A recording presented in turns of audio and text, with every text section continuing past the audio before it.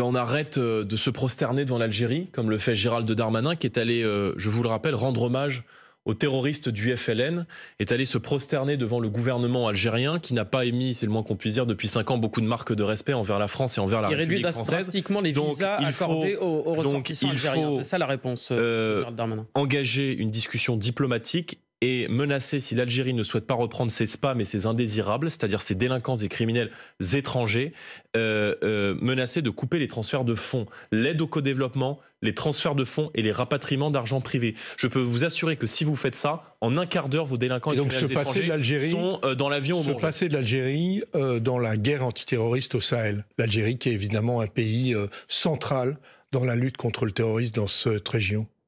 Et quel rapport ?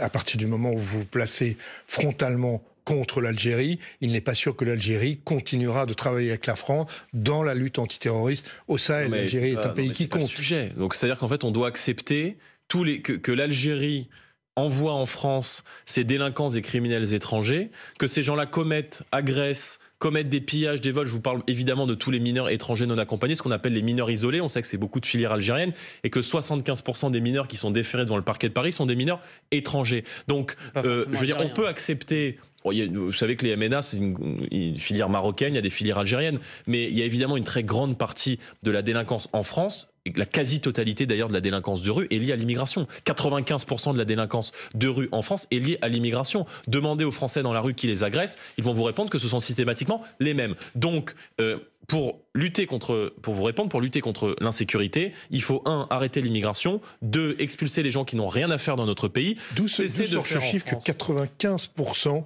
de la délinquance dans la rue provient de l'immigration. Mais parlez avec vous donner la source. Vous parlez avec les policiers, vous parlez avec les magistrats. C'est comme la source de M. Rothschild. Non, mais je vais vous donner 2 chiffres, puisque manifestement, vous avez des œillères. Mais je vous donne 2 chiffres. Des œillères, on cherche des sources fiables. Je vais vous donner des chiffres fiables. Le ministère de l'Intérieur nous dit quoi ? Service statistique du ministère de l'Intérieur. 93% des vols qui sont commis dans les transports en commun d'Île-de-France sont le fait d'étrangers.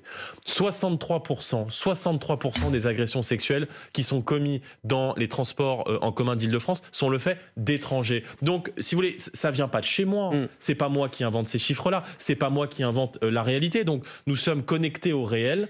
Nous mettons des mots sur ce que les Français voient tous les jours. Et je peux vous assurer qu'il y a beaucoup de territoires aujourd'hui en France qui sont submergés par l'immigration massive que les femmes évitent. Il fait pas bon d'être une femme, de se balader en jupe à la porte de la chapelle à 23h le soir.